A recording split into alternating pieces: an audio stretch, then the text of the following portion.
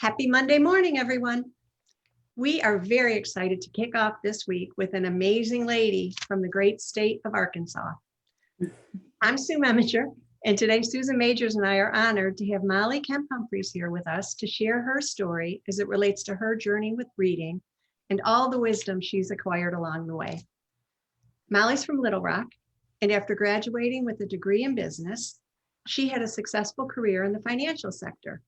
So, spoiler alert, she has mad skills and she's masterful at deep dives into business models. So I'll let Molly tell you what fueled her passion, but no, she's turned her personal family struggle into effective change by working with other parents, other advocates, school board members, educators, and legislators. So everyone get comfortable. This isn't an easy topic, but it's very necessary. This, friends, is the stuff that matters. If our kids can't read, you name it, they're going to struggle with it, whatever it is, for the rest of their lives. So our hope is after listening and understanding some of the dots Molly's going to connect for us today, we all understand how vitally important it is to become involved, share your stories, unite, so together we can make change to this very broken system. So along the way this morning, we'll be talking about action items you can take if you're interested. And please put your questions and comments in the chat as I turn this over to Susan and Molly. Good morning, Molly. Welcome.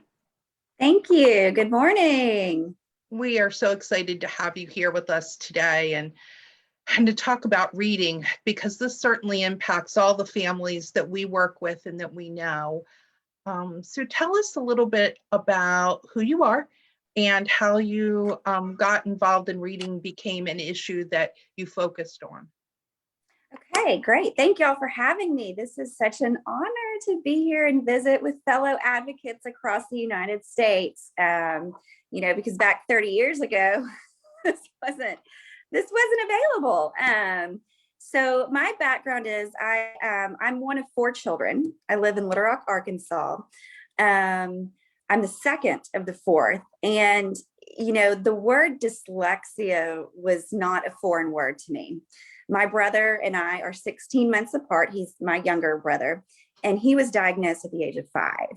Mm-hmm. So the word dyslexia was very, very common in our family. He received intervention, and over the years, it didn't quite take. And so in 9th grade, when he went to boarding school, they found out that he was at a 2nd grade level. So they jumped in, and the place that my parents were able to send him, very, very grateful for that, they were able to remediate and teach him to read and write and do math, and gain some serious life skills. So that was wonderful for him. I won't go into the rest of the story because it's not my story to tell. So maybe one day, but everything has worked out good for him so far. At that young age of 6.5, I began to advocate for him. So my advocating skills started as a very, very young child, not knowing that's what I was doing, but I would speak for him and tell mom, what he needed or what he wanted. And then as the years went on, when he would, get bullied by friends and things like that, I would step in and say, hey guys, no, this is what's going on and you can't do this. And so I was always advocating for my little brother. Then I went off to college, and as it was said earlier, I got a degree in business and then began in the financial field and worked in that field for about 8 years until my daughter was born. And I decided it was a lot to work full time and give her everything that I wanted to give her. And so I was able to retire and be a full-time mom with her. So that was fantastic. Very, very grateful for that opportunity. By the time she was in 1st grade, she really began to struggle. So pre-K, she seemed fine.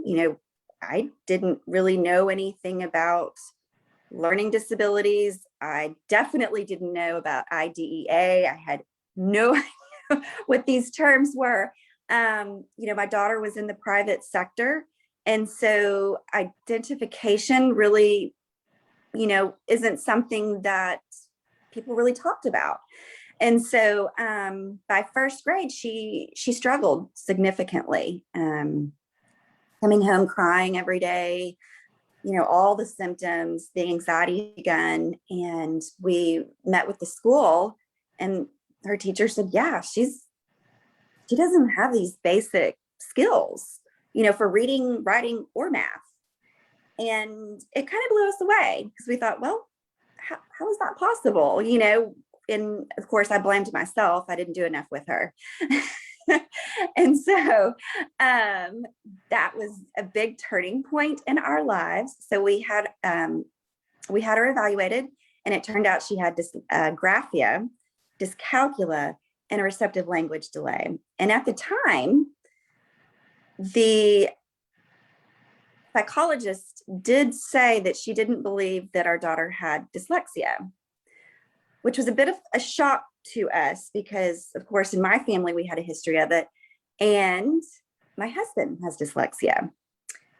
And they found out when he was in third grade, he was fully remediated and went on. So it's genetic. And we knew that she was predisposed to it. So it was kind of a shock that she had these other, specific learning disabilities going on, but it wasn't necessarily dyslexia. So we got her in some interventions, some therapies, and I began reading a lot about language impairments because that seemed to be her biggest deficiency. And her biggest skill deficit was in the receptive language, and then that was flowing into the dyscalculia. She could not understand the language of math. And given the curriculums that she was being presented with, it was the first year her school had used a curriculum that is kind of abstract in a way. It's really meant to be a supplement. So it was very confusing for her. The concepts were confusing. Number sense just was not there. And so I began to read about that as well. How do we fill in the gaps at home? Who do we go out to get to help us? I mean, it was just Parent, overwhelming. I was just going to say it's overwhelming when all of a sudden you're confronted with these issues, and where do you go? Where do you start? Who do you ask for help? Who do you trust? Right. And we trusted the school. They were the ones that recommended the evaluation. So we jumped on board and did that as quickly as possible. When we came back with the results, it was made very clear that they would not modify any of the material. She would have to keep pushing forward, even though she didn't have the basic skills to do that. So in my mind, as a planner, in the world of finance, that didn't make sense to me. You're skipping steps. And so how are we going to build a solid base, and keep up with grade level? I just felt like we were already so far behind, and I wasn't sure how to figure out how to, fill in that gap for her, or even where to go to get the services. So we reached out to some other, private school, specialty schools, and we were able to find a tutor that came in to do math during her math time. And we had, speech therapists coming in and pulling her, occupational therapists coming in and pulling her. I mean, this child was just, intervention therapies all day, every day. She was exhausted. And then she was also required to keep on grade level. And so by the end of first grade, I was done. I mean, I didn't know what to do. So my husband and I decided to pull her and put her at another school, another private school, who said that they would be able to help fill in the gaps and really concentrate on her mental and social well-being. Because by this point, she had become so anxious that we couldn't take her into public places. Her stomach hurt all the time. The world around her did not make sense. And I can't imagine at that age, it's the age of 6.5, to be going through something like that. So we decided to put her at that school. She stayed there for 2 years. And during that time, they were doing a phenomenal job with her. They really, really were. And the teachers were highly trained in the fields of reading, writing, and math. And they also understood all the different learning disabilities. So they were able to accommodate her, modify to a degree some of the material, because they too understood that until she has this, we can't go to this level. But it just so happened that the programming there was very, very advanced. I mean, they moved pretty quickly. So we made it about 2 years. And during that time, I began looking at the public system, because I thought, well, we probably need to go to the public system and get the programming that they have, you know? Well, I contacted my zoned elementary school and asked them what their dyslexia program was, because at that point, her teacher had said, I think this child has dyslexia. Like, I've seen a lot of kids in my 30 years, and you need to go get another screening or evaluation to confirm it. So we did, and she did have dyslexia. And so that's when I looked to the public schools for help and realized that they did not have a dyslexia program. And they also did not have a phonics program. So that's when I realized that there was this whole movement that had happened over the last 30 some odd years. And it was a shift from what we grew up getting, you know, some phonics instruction, to this kind of whole language balanced literacy world that didn't explicitly teach children to read, you know, the way that our brains are developed, you know, are designed to read. And so, or taken the written word. And so it was just shocking to me that this was going on. And so, of course, I started digging more into it, started pulling up the data for the district, and realized that they had over 75% of 10th graders reading below proficiency, below their grade level. So Molly, before you go on, for anybody who's watching that doesn't know this topic as well as you do, can you tell them what balanced literacy means? Sure. So way back in the day, it was about in the mid 70s to early 80s, the United States, I guess you could say, was introduced to a program called Reading Recovery. And this Reading Recovery program was developed by a lady named Marie Clay out of New Zealand. She brought it over here, introduced it to the universities. And what this program did, it was designed for children in first grade, struggling readers. And it's designed to be, I believe, maybe a 10 to 20 week program. And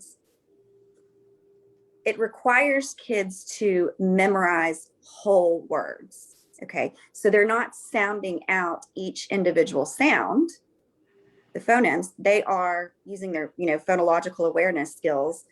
They are just looking at words and memorizing them. And so this was not scientifically based. This was just a program that must have worked for some children. And then it was like, oh, we're going to market it and sell it to everyone and train all of these teachers. And so it infiltrated the United States, and it just swept across the entire United States. And now it's in, you know, teacher training programs. Several curriculums out there are based on this philosophy. So whole language was the whole word, like you are memorizing words. Then it morphed into what's known as balanced literacy, meaning that they implemented some pieces of phonological awareness. So they would say, okay, sound out this first letter, sound out this last letter, kind of guess what that letter is, but use this picture over here to guess what it is. So it might be a horse, and you're going, horse, or that child, if they don't know what that first letter is or the sound is, might say pony. That's okay. I mean, it's context, right? You know, as long as they kind of get it. So that became balanced literacy. So they adjusted the program a little bit to say, okay, yeah, we are letting kids sound out some letters, but we're not teaching through what we call the science of reading, how the brain takes in the written word based on the scientific research that we've had for over 100 years. We just kind of threw that away. And then the National Reading Panel came in and around the 2000s, I believe, and they went through and said, we've got to teach kids this way. This is the way we teach reading. And so in their grant funding, they required this. Well, all these curriculum companies had to do, including Reading Recovery, was just say, well, we'll just change the language in our grants. We'll call it whatever you want us to call it. We'll say whatever you want us to say that's in it, but we're not actually changing our program. And so this grew and grew and grew and grew and infiltrated almost every single university that was teaching reading, this type of method of guess based on pictures, guess reading. So you'll see kids that say, I am Bob, I am Sam, I am this, I am that. I mean, it's just all they're doing is memorizing those groups of words. They're not actually learning to read and decode. So after, first grade, you could do that for a little bit. These kids would get out of the program. Okay, they're reading until they get to their, 8th grade science book and they can't decode the words and the wheels again fly off. So that swept across the United States. I learned about that. And then I learned that, this was not specific to our situation with daughter. So She was given. Yeah, I was going to say, I'm sorry I derailed you from your story. Okay. So you were at the place where you were considering public school and you were looking to see how they were serving children with dyslexia. And shockingly, you found out that they weren't. Okay. And so then what's next? So then I realized that I was going to have to be the front person for my daughter and go out and really, learn as much as I could about this. We've only got a limited amount of time and figure out where to put her. We ended up putting her at a dyslexia school that had just opened, which didn't turn out the way that we had wanted with her. She didn't make progress. And so we ended up moving her back to her old school, figuring out that she was now 2 grade levels behind academically. And then finally this year, we moved her again to another school, private school that had the programming and is doing a phenomenal job. And she's in a great place right now. And we're very, very happy. She's also getting, dyslexia intervention through a Take Flight program that is being administered at her pace.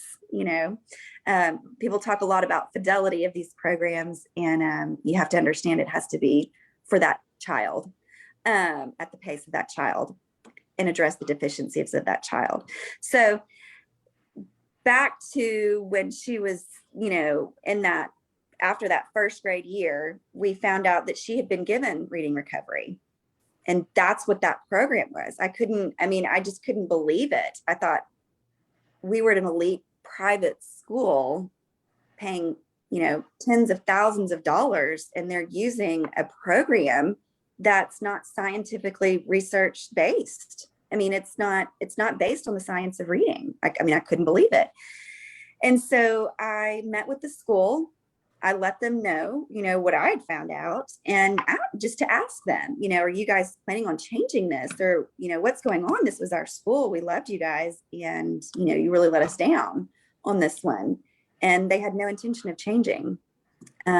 Their teachers, some of their teachers have been highly trained in this program through our local university, who currently had a teacher training program in it.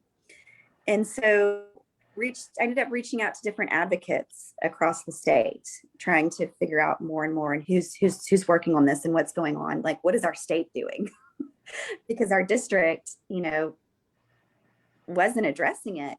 And what I found out is that we did have state laws. We had a state screening law. and it's required to screen K2. And then they were required to have a dyslexia program. And this had been in place for 5 years. And So it wasn't tell us- happening. Tell us a little bit about the state of Arkansas, because we have people from all over the country, hopefully, that will watch this. And we know we have big states and little states and red states and blue states. And so tell us a little bit about Arkansas so people have context. Okay. Arkansas currently is definitely politically is a red state. We have pockets of blue, which is in central Arkansas, which is our capital, Little Rock, Pulaski County. And then in northwest Arkansas, we have a couple pockets of blue, which is pretty much where the Walton Walmart headquarters is. And that's grown significantly over several decades. It's been a great resource for our state. They are, their lobbyists are very involved with some of our education, legislation, things like that. It can be politically, controversial. We are definitely a red state. Our makeup is, I can't remember the exact numbers, but it's more than 50% Republican in our House and Senate. We have a Republican governor, Asa Hutchinson. So back in about let's see, how far should I go back? So actually in 1991, a law was passed to recognize dyslexia. It got shoved under the rug.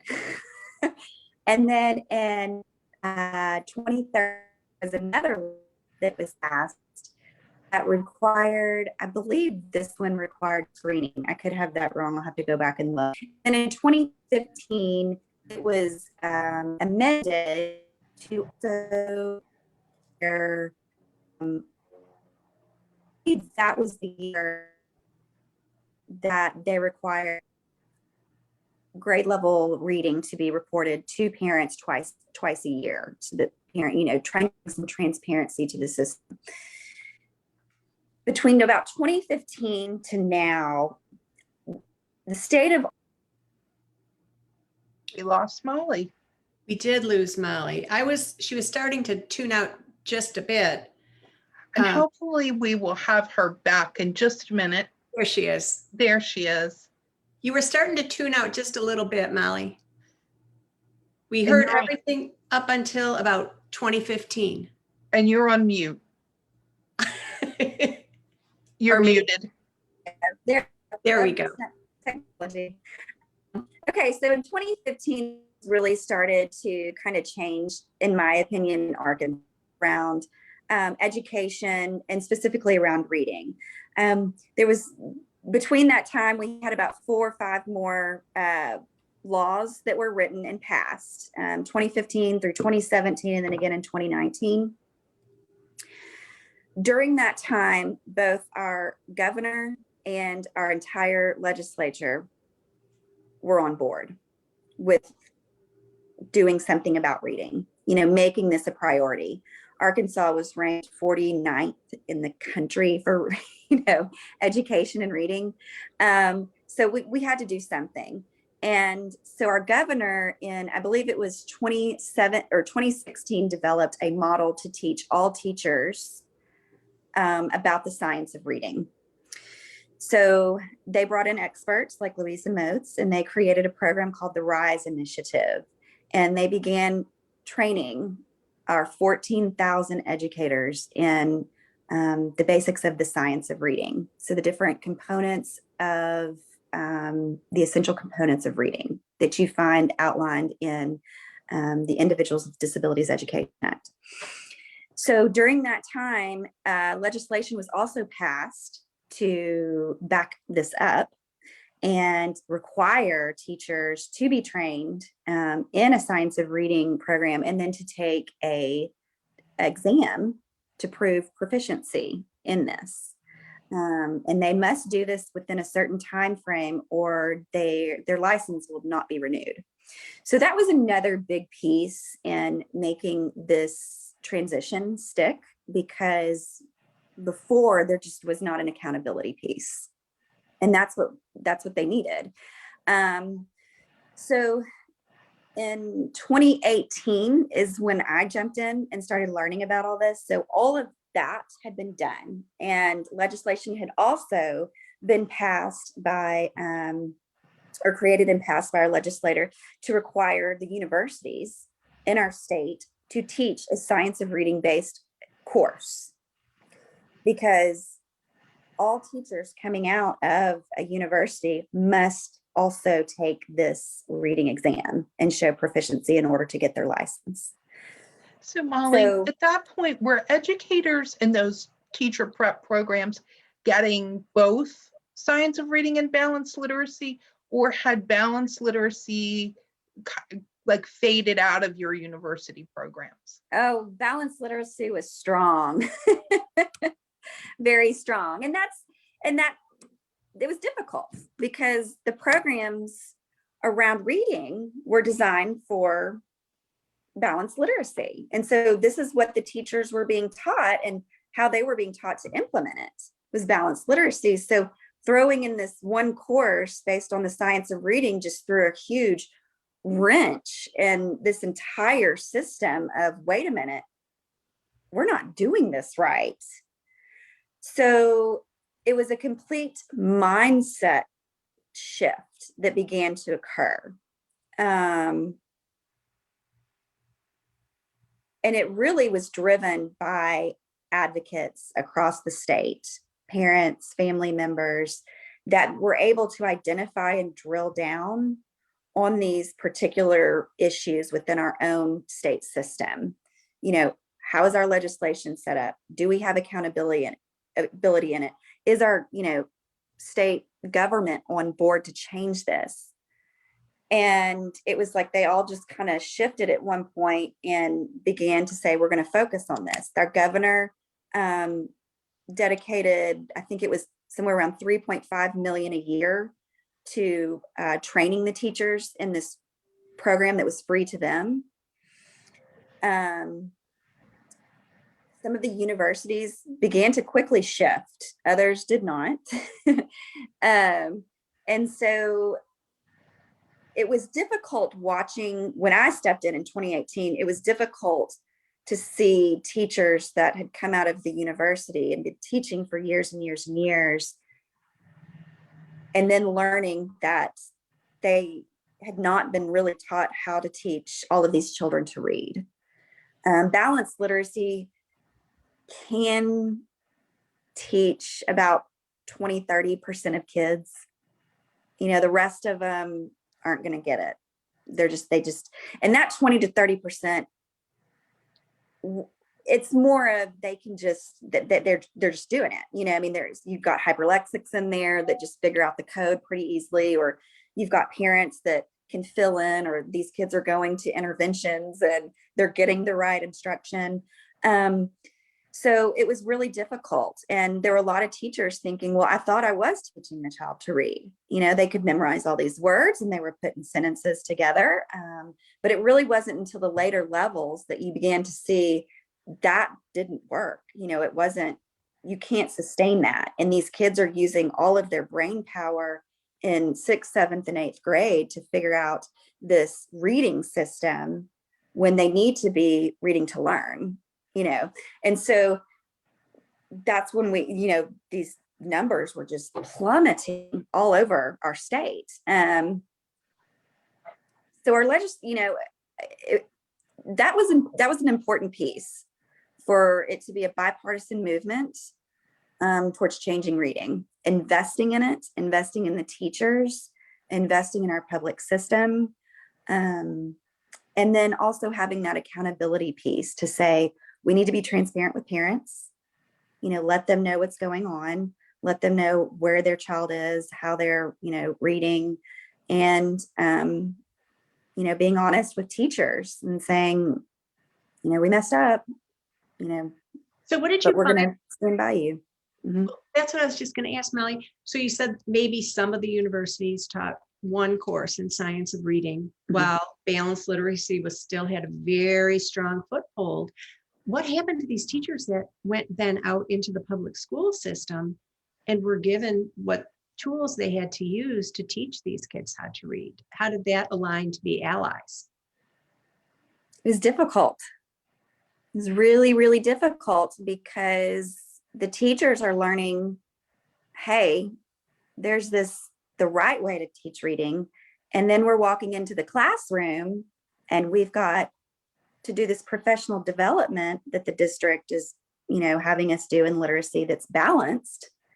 And the materials that we're using are all balanced.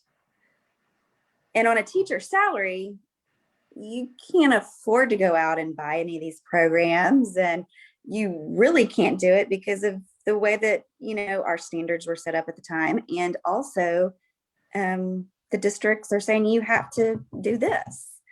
And so your state standards were aligned to the balanced literacy curriculums that were in place, or they went hand in hand at that point? Yes, for the most part. Mm-hmm. There were, if you look back, I looked back on some of them and they did call for, a little bit of phonemic awareness, but what it really assumes is that by the time the child's in kindergarten, basically they've got the basic structure for reading. They've got their phonological awareness skills, and now we're going to the word level. We're looking at phonics, and that's just not the case for a lot of these kids, especially kids that are, not being exposed to pre-K or a strong pre-K program that can teach those beginning reading skills. So a lot of these children were coming into kindergarten already 2 years behind. They're just, and then you've got 25 kids in a classroom and the teacher's going, how do I, structure all of this? And I don't have the materials to do it. So that was something I picked up on in 2018 when I started attending school board meetings. So I realized I've got to get all the information. I can listen to advocates all day and I can listen to this and I can listen to that. I need to get in and see it for myself. And so I started attending school board meetings. I reached out to, me and other advocates reached out to school board members, introduced ourselves, sat down, talked to them, asked them if they understood what was going on with reading, showed them the data and showed them, the FOI reports that we had of what their literacy program was. And then showed them the research that said, this doesn't align to reading, and said, hey guys, we've got to do something here. We're discriminating against kids. And so educating the school board was very helpful because they were able to go back in meetings and put on the agenda certain agenda items that required the district to do presentations specifically for literacy. And they were able to go in and say, we want to know how you guys are aligning and addressing these state laws that are already in place. How are you addressing IDEA? And so over the next couple of months, presentations were given every month on this. And that's when, we did realize, like, we got to change the curriculums. We've got to change what the materials are in the professional development, because we're spending $3.5 million over here to retrain teacher, not retrain, but train them in the science of reading. And then over here, they're walking into the classroom and districts are spending millions on professional development and materials that don't align to what we're doing over here. So we're completely off. We're just hamstringing these teachers and these kids. And so we've got to pull this together. And so I went in front of the State Board of Education and testified to that. Basically said, here's the data, here's the information. We're all on board over here on the legislator side, on the government side, and our governor, but we're not on board over here, within the classrooms and truly supporting teachers so that they can go and support these students with these different learning, disabilities. And the students that don't have learning disabilities, that aren't learning to read, like we got to do it all. Molly, And that is one thing. how is Arkansas structured? Is each county, is that a school district, or are yours by town? How big are, like, how are yours structured there? So we are local control. We have 254 districts. They spread across different counties. So where I am in Little Rock, it spreads probably halfway through the county. So in my county, there's 3 different districts. The county hits 3 different districts. And so when the state issues guidance to the districts, do you find that there is uniformity in how it's adopted, or is it kind of all over the place depending on where you live? It's all over the place. They do put out guidance. They admittedly aren't great at enforcement, which led to another bill that was passed this legislative session. So our legislative session is every 2 years for laws. And what we were finding is that not only were schools not screening kids for dyslexia in K2, and then upon need 3 through 12, or if a child transfers into that school, they must be screened immediately. That wasn't occurring, but really, even beyond that, it was they weren't implementing science of reading based dyslexia programs in RTI. So we were still seeing districts that had reading recovery in RTI. It wasn't working, and so coming in and saying, okay, from the state up here, the bill that was passed, the bill that I was called to, going back, I got a phone call after I presented to the State Board of Education, and I got a phone call by educators. It was a group of educators and lawyers and advocates. And they said, hey, what else do we need to do? Like, how can we create a bill that will help get this done? Like, where do we need to go? And the consensus, even around the country among advocates in reading, was we've got to start at the gen ed level. We've got to start at kindergarten, general education, and make sure this instruction is appropriate and is aligned to how the brain takes in the written word.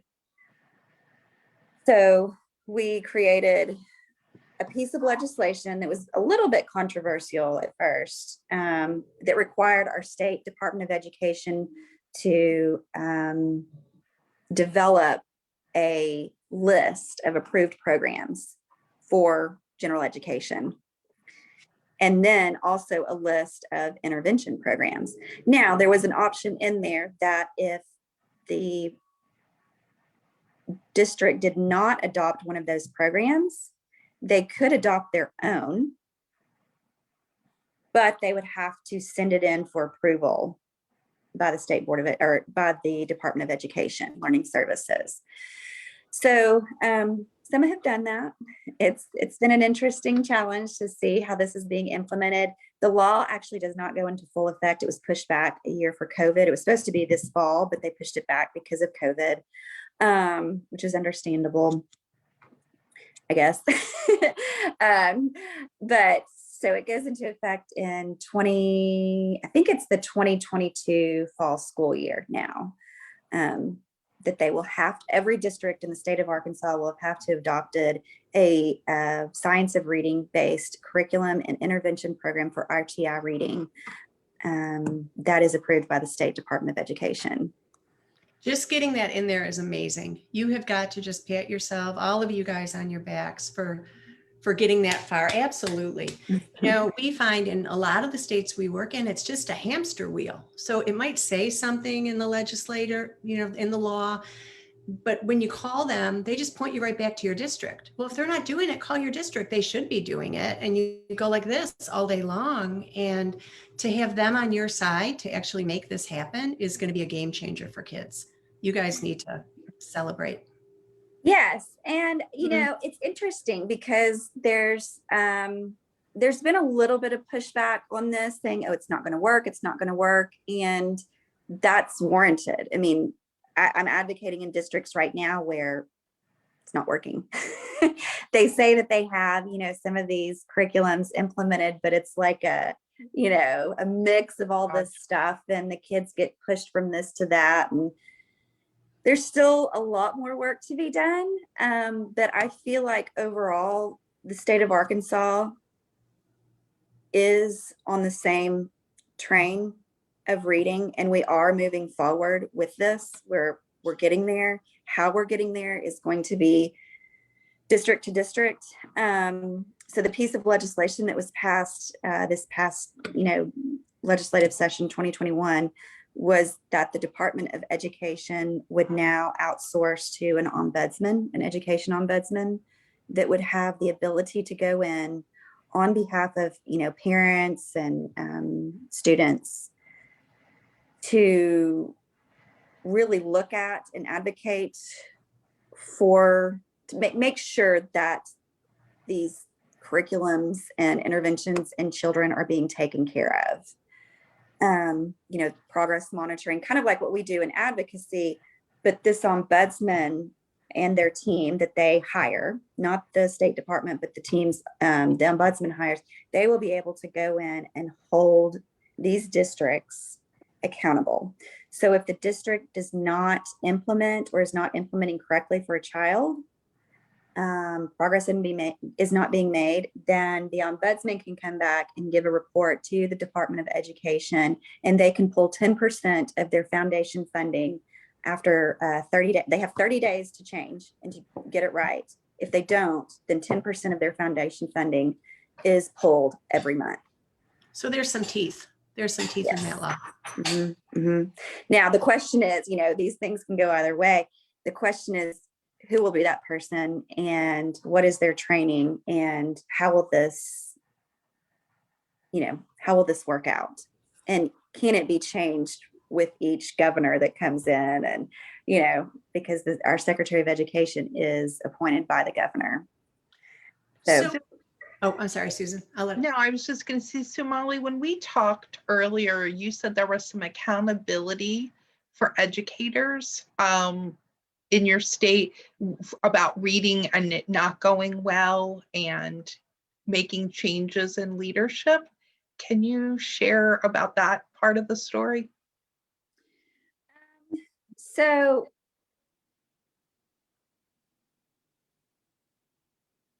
let me think back. So Director of curriculum. Yeah, when we talked, sometimes we feel like when we show data to people that are absolutely in charge of making decisions based on spending millions of dollars for whatever program they're putting in place, even if we show them and say it's not working, here's the data, your own data proves it's not working. And every year, more kids, the gap's getting wider. So you can sit up on the podium and talk about closing that gap, but we're showing you it's getting wider. And often throughout the country, people feel like they're yelling into an empty room. And, there's got to be some impetus, which is going to be the next question I'm going to ask you, back to your deep dive into the business model. But I think giving hope to some people that want to show the data and see that maybe there can be accountability somewhere, telling your story, I think would be powerful if you're willing to do that. Oh, yes. So like I said, just getting in from the advocacy side, getting in to know the people that are the decision makers. Those are the people that we've got to be aligned with as advocates. To talk to them, to get this information out there. School boards here are the ones that make those decisions unless they're taken over by the state, which my school district was for 5, 6, I think we're on year 7 now. But being able to get into those people, create those relationships, educate, as well as we can, and to show them what the difference can be and why. The other part of that is advocates not always, support this part of it when I'm talking to other advocates across the state, is not only get involved to get to know people, run for those positions, be the decision maker. If it's hard to get in and talk to these people and get them to look at the situation and say, hey, we can spend the same amount of money, we can do this, we can do that, but let's redirect these funds to what actually works. That makes you look good, that makes the district look good. We're all going to be on the same page. It's not going to change much, but it is going to change a lot for the kids. And so if that's a harder discussion, or it's not getting through, or if there's a board member or somebody within the department that's not working with, and they're refusing, they're stonewalling, then I say, put your name in the hat, go run for that position, get up there, be the decision maker. And we've had people do that. We advocates have come in that were educators. Certain advocates had educated them on the science of reading. So these people are within our Department of Education now. They're the ones that are helping to make these decisions and, make these approved lists. They're there, the talent's there. So when we went to make these bills, we knew that the people within the department were qualified to make these decisions. Now, there's always the question of, is this program good enough for that program, or is there something better that's out there? Of course, that's science, and we always want to be looking at the science to drive our future decisions to be more effective and efficient in the way that we educate children. But it's good now to have that districts have that guidance, because the other thing that we were seeing is that teachers, educators, administrators, they were all on board with the science of reading. They weren't sure what to do, like what programs, like what's the best that's out there, or what's working, what's not. Or like they needed guidance. And so that's where the State Department also stepped in and offered that, approved piece, which has been very helpful, because then they don't have to use their resources, and not every 254 districts are recreating this research wheel. They're able to use their resources effectively through the implementation of it, and hopefully holding their system accountable, and their school boards holding them accountable to be implementing this correctly. So that was helpful, in my opinion, that the department took that on. I'm very appreciative, because it did speed up the implementation process. This could have taken 15 years, and we've done it in 3. So let's transition to talking about how this is a business model. The whole dyslexia, balanced reading, explicit instruction, the outcomes for children, how that's all linked together, and the other pieces of risk for districts, and how that merges with some of these issues we've been talking about. So ask anyone in reading, they will tell you reading failure is a big, big business in the United States of America, and really across the world, in some areas as well, in other countries, but in the United States for sure. So the way it's really designed is for reading to fail. So this is a systemic issue. This is in my opinion, one of the biggest systemic issues that our country faces as far as education is concerned. When you create a curriculum or a program that's only going to address, in the general education, that's only going to work for about 20% of the population, maybe 30%, And I'm talking about children that do not have, pre-K experience, all the way through children that do have some pre-K experience, maybe not the level of support at home. So it could be anywhere. These curriculums could help or work, I guess, sort of work for a child from 20% to maybe 40%. And again, when I say work, it's not really working. They're not really teaching them to read. They're teaching them to memorize. And then that child is able to figure out the code or not. And later we figure that out. So you've got that layer. If we teach 20 to 40% of kids, then we'll be able to come back in with our RTI model and sell another program. So now we'll just make sure that that program only teaches about 10, 15, maybe 20% of kids. If we can do that, then we can sell the district another program, and let's make it a technology program, an online program. They can be put on a computer for 15, 20 minutes a day and work on certain skills. And you might capture another 10, 15%, but it's the stacking of programs built on reading failure. So instead of saying, okay, we're going to start down here and see if we can capture as many children as we can, they're saying we're going to start down here and we're going to make sure we don't capture as many children as we can. So then we can just continue to layer and layer and layer, and also continue to feed in professional development dollars, because we're going to change our program every 2 years or so.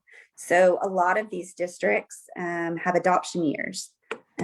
Florida, I think Texas, California, some of the bigger districts have a 2-year adoption year. And so, or state adoption year, I think Texas is a state. I could be wrong on that, but so they know. So all they have to do is go in and change a couple of things, maybe in the workbook. You've got your regular book, we'll change up a couple of things in the workbook, scramble it around real nicely. And then all of a sudden you're losing even more kids. And so it's a pretty well designed. I will say it's probably one of the most brilliant business models I've ever seen, because it has captured one of the largest industries in the United States, which is education, and has found a way to profit significantly off of it. Whereas there is no return. We're not getting, as a nation, the return on what these programs are giving our children. So some of our children actually do have special education needs, but trying to get those children identified is also difficult. So talk about that piece of lack of identification.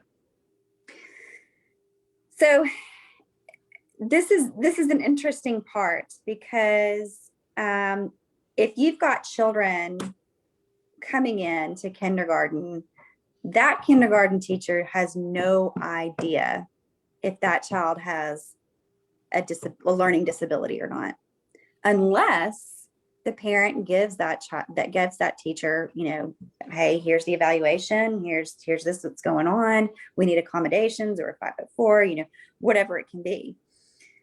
So it's non-existent. So teachers are having to really design their classes for all these different levels of children, not knowing what their true skill deficits are. It's a discovery. So that teacher, depending on their training and experience and expertise in the fields of specific learning disabilities, is going to spend at least the first semester trying to figure out how to teach this child, or how to teach these children. A classroom of 25, of which 20% of them probably have an SLD that has gone unidentified.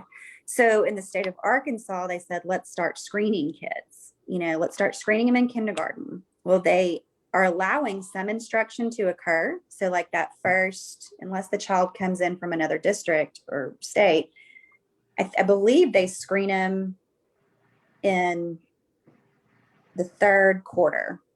So some instruction has occurred. The issue that we're seeing, where I'm seeing from the advocacy side, is sometimes these screeners will not pick up the disability. It just kind of smooths right over it. And then it's like, well, this is just a reading screener. It's not looking at some of the other areas. And unless that teacher refers that child immediately for a full psychoeducational evaluation, we may not know until the wheels fall off with this child. And why wouldn't districts want to know? Well, money. It costs a lot. And it's relative though, because if we were to screen or say evaluate every child for all of these, just to rule out any kind of underlying disabilities, starting even in, I don't know, pre-K 4, so that we know what's coming in front of us. To me, that makes so much sense, because you're going to end up spending less doing it, really, really doing a lot of work in that K through 3, kindergarten through third grade, and then that child can go on. So we've got, I think in ID, let's see, and especially, y'all may know this number better than I do, but special education services across the United States, that 35% qualify under SLD. And then of that SLD, I believe it's around 80% qualify as SLD dyslexia. So if we are identifying children in kindergarten or pre-K kindergarten for these specific learning disabilities, schools, school boards, principals will be able to set up programming models in these K3 that can really identify these kids and provide intervention and therapies to the extent. So that's that early identification, early intervention that is so desperately needed. And it will just flip what we're seeing right now, which is 75% of kids not reading. I was going to say, because right now we're seeing teenagers, late middle school, high school students, discipline numbers are going up. Failure in reading and math is skyrocketing. And these are children that maybe got A or B grades year after year after year, and were passed along. But at some point they hit a wall. For some, something happens. And when you do the discovery of what is going on, if you go back through these ed files, you can see where at different points along the way, somebody raised the red flag and said, hey, something's going on. We should look deeper, but they don't. And then the child moves to the next grade, and then it starts all over again with the new set of people who say, oh, well, maybe it's okay. And it never actually, we never identify. Right. Until finally something happens. Usually what we're seeing is a discipline something, because kids would rather, they don't ever want to look like they can't do something. They'd rather be the class clown, or they'd rather be the bad kid than the dumb kid. And I hate that term, but it's true. We see some acting out that's associated with avoiding what they can't do. And so then if you delve into that, what you see almost every time we look at this is the child can't read. They're reading at a second grade or a third grade level, and they're in 10th grade. Yeah. And so, and then, you get into identification and why didn't child find work. Under Individuals with Disabilities Education Act, the school districts have a responsibility to identify these students that might need services. and they have failed to do that. But you have some theory on this risk piece of this. So I would say that the school districts really, they don't have the incentive to identify. I mean, to provide services, that requires funding. And as we know, the federal government, I believe, only provides about, I think the last number in 2020 was $1,755 per child. That's not enough, and so the rest of it must come from the state, and given to the districts. And I mean, I get it. That's hard. That's hard to manage. They don't have enough money that goes into special education to remediate 70% of kids in 7th grade that have been gone unidentified and aren't reading. They just don't have it. And so they try to look at gen ed funding or achievement gap funding to do that. Now, the other way that they kind of avoid being able to identify is through, hiring insurance companies to reduce their risk, their financial risk. So the insurance companies can come in and say, okay, we will insure you for due processes. If you lose a due process, we will pay for that due process. Great. So why would a district even try to identify at that point?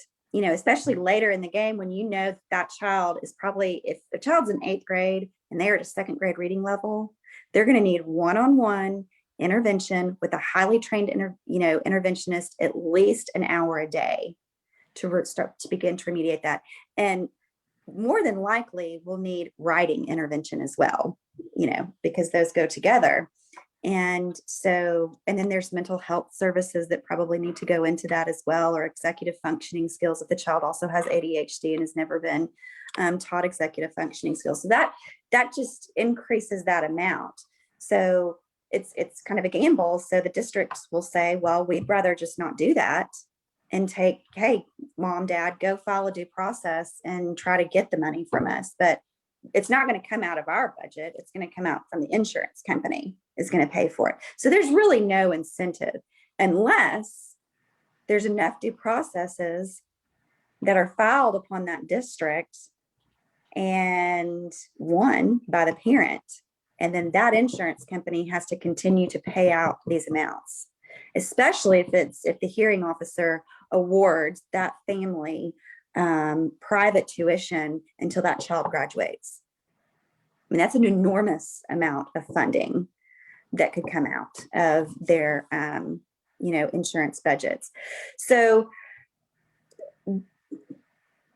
it's also, that's the other design. I mean, it's, we're designed for reading failure to be profitable for curriculum companies that are publicly traded on the stock exchange. These are publicly traded. HMH is a publicly traded company.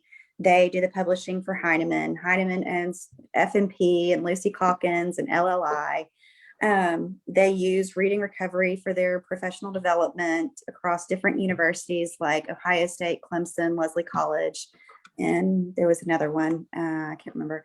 And so used to be UALR in Little Rock until hit the bricks. But so it's all intertwined together to make money off of reading failure. And then you add the insurance piece in that says, we are going to insure your, reduce your financial risk for these due processes and not identifying. And there's memos that are out there where administrator associations send information to their superintendents and explain this. Like it literally says, like, we can help you reduce this. They have their marketing pitch of, why parents shouldn't have a say-so in a due process or how it should really be set up. Taking away the child's rights, is normal, which is not at all. And then, hey, you should also hire an insurance company to ensure your, due process liability. It's just, it's wild, And districts have taxpayer dollars to fight parents so that their children don't get what they need. So anybody that hasn't been through the due process, it's a quasi-legal process. It's before an administrative law judge. And so it's an administrative hearing, but it has the rules of procedure that a court case follows. And so for families to go in unrepresented by legal counsel often puts them at a significant disadvantage in just understanding how the system works, much less getting a favorable outcome at the end of the hearing process. So you have to produce evidence, you have to do discovery, you have to potentially subpoena people if the district won't make them show up. You have to understand how motions are written and filed and processed through the administrative court. And so for many families, that process in and of itself is intimidating and perhaps financially outside of their ability to navigate it. And in the other side of that is the school district has expert witnesses on staff. They have legal counsel either on staff or they hire outside counsel to represent them for due process. In the process, they get deference, which means that the administrative law judges assume that they know what they're doing. Like they are defer. If they offer an opinion about something, they get they defer to them that they're the experts. And if parents need to bring counter expert witnesses, then they have to often pay for the experts to come. Right. And when we look at outcomes across states, often the districts win due process hearings. At least have you seen that in Arkansas, that often it's the districts prevailing, or are you seeing the change?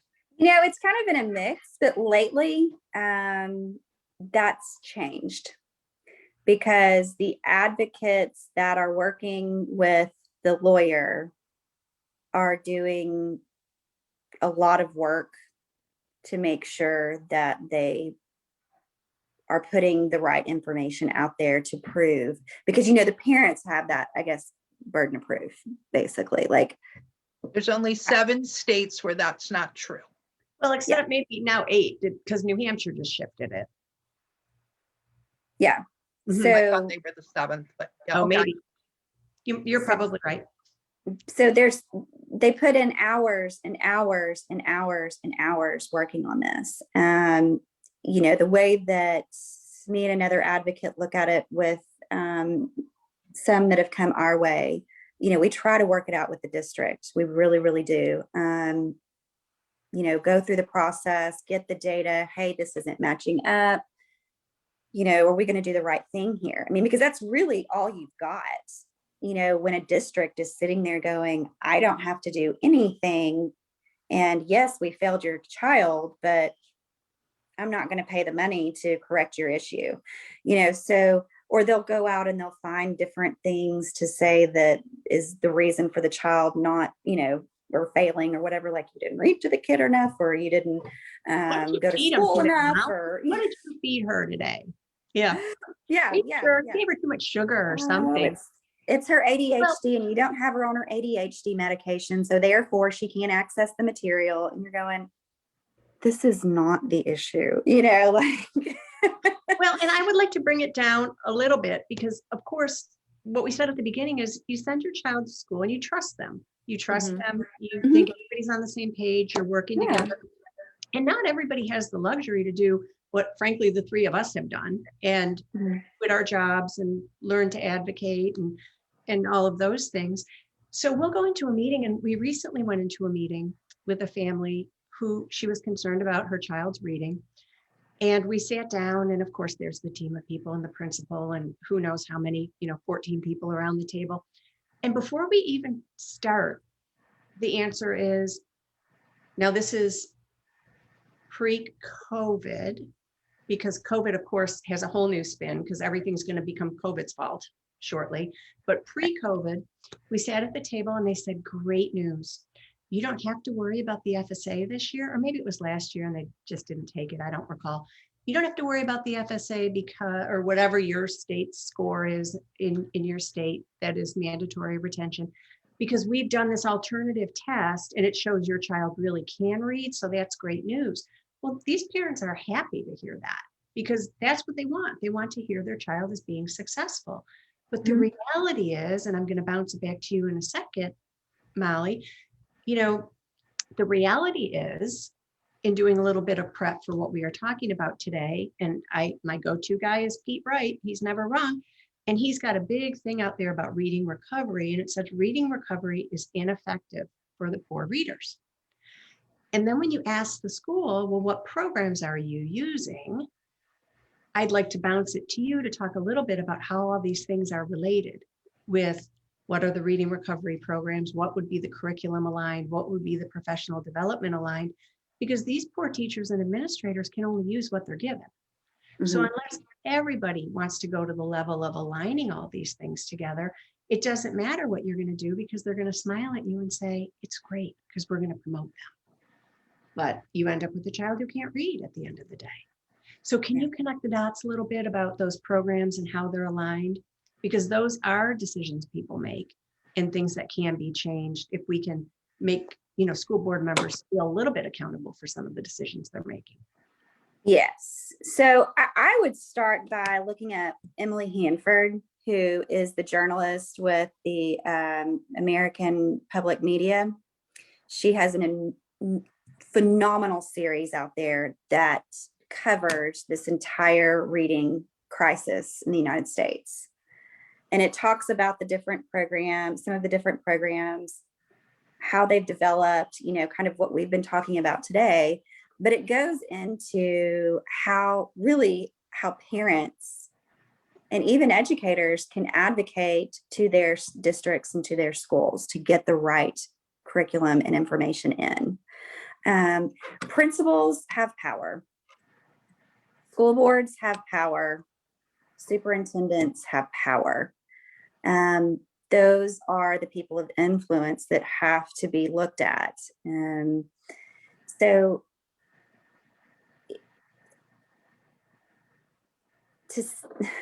it's hard to get those programs out.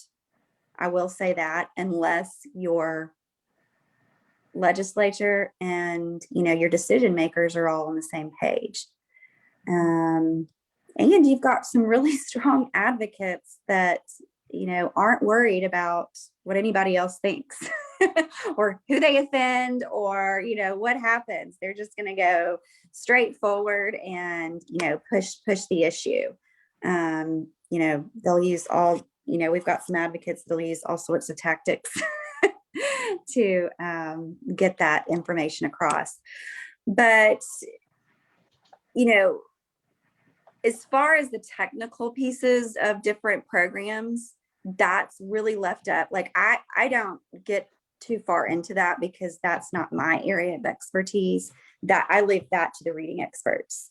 So there's a Facebook page called I think it was The Science of Reading, What I Should Have Learned in College. There's also, this is one of my favorite resources, and I suggest this to every advocate to get signed up with, to get the journal, and to get your school board onto this journal, as well as your State Department of Education. Anyone in the field of education and reading is the Reading League. They have done a fantastic job of putting the resources out and are following the science, looking at different experts that talk about these different programs. It's a really, really fantastic resource. As far as programs that are aligned to the science of reading, the state of Arkansas has put out their approved list that is public. All you have to do is you can Google Arkansas Department of Education reading curriculums, and the link will come up. They also have a group of dyslexia programs, and it goes through each component and says what it is approved for. So there are some programs on there that say they're only approved for one component, phonics. So that's one of the issues that we're seeing here in Arkansas is they say, well, we do have approved programs. We've got, this program right here, and it only addresses phonics though. And so we're like, well, what are you doing for phonological awareness? What are you doing for vocabulary? What about grammar, writing, and all of these other comprehension, fluency, everything. And they're like, oh, we'll bring in this and this and this. Well, all of a sudden you've got authors of all these different programs. And it's confusing this 6 and 7-year-old, Plus the teachers. And the teachers. I mean, how are they? It blows my mind. This is the other thing.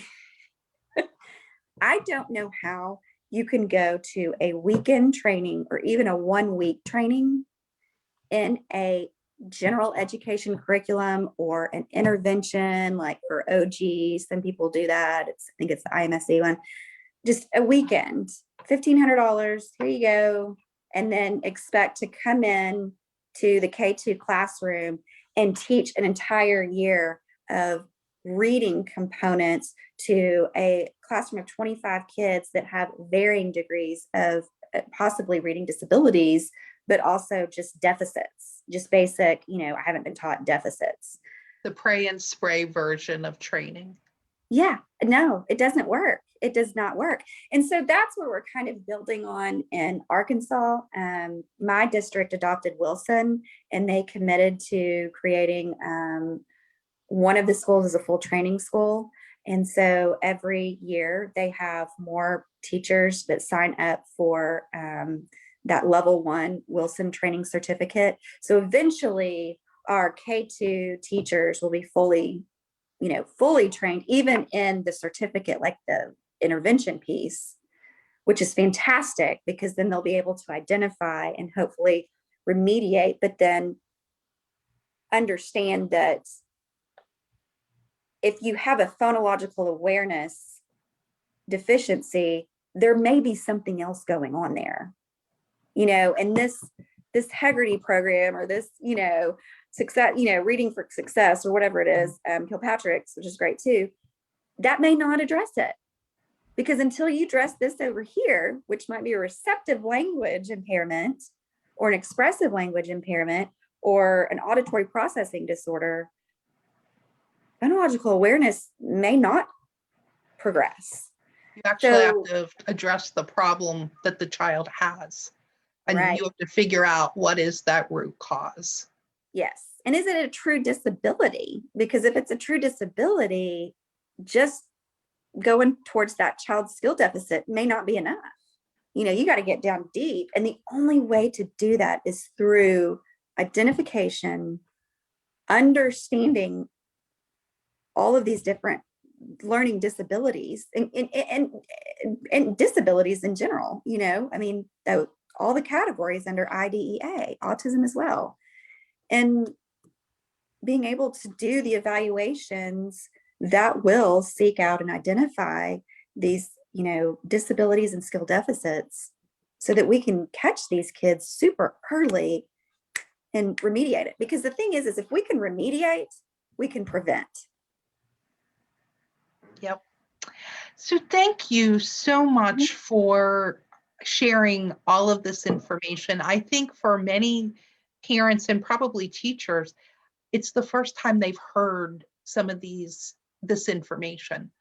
It's, it's not, unfortunately, front page news across the country, as it maybe should be. Mm-hmm. And so we want to kind of leave people with hope. There is, Arkansas, I think, is a model for that you can change the course of things.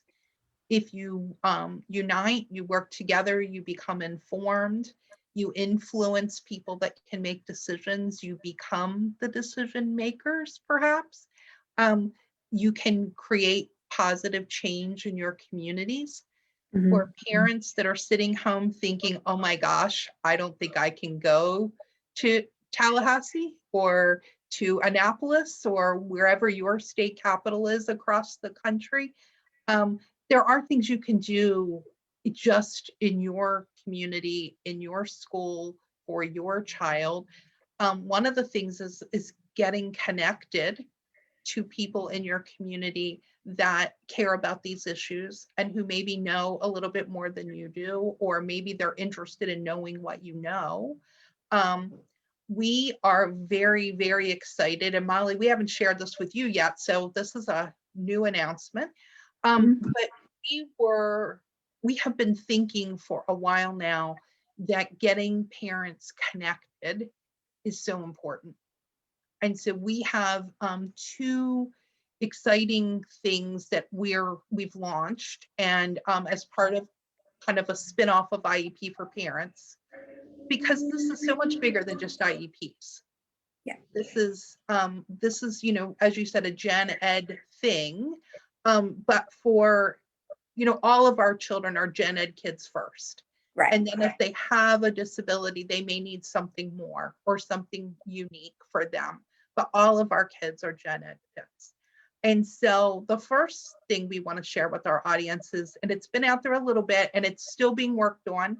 And so we would love feedback, but we have an app that is available on Android and Apple called School Talk USA. And we encourage people to download it. You just go to the app, you pick your school, and you tell your story. And we feel that there is such power in parents' stories and what worked really well at your school, or where did you struggle? Because we find that parents feel like it only ever happened to them. You know, that's part of, unfortunately, the system is to isolate parents. Because if you can keep us alone and you can keep us quiet and you can keep us uninformed, then the business model continues to work. But if we're connected and we're knowledgeable and we harness the numbers, there's just IEP kids, there's 7 million IEP kids across the country. And that doesn't include the families in gen ed who have struggling readers or struggling. So we encourage people to download School Talk USA, pick your school, tell your story, and let's start getting the parent version of what is happening out there in the community, because I'm not sure that it always matches the official version. And then the second thing that is brand new today, really happened over the weekend, is a new website called momsdemandchange.org. Oh, nice. And right now it's just a screen where you give your email address.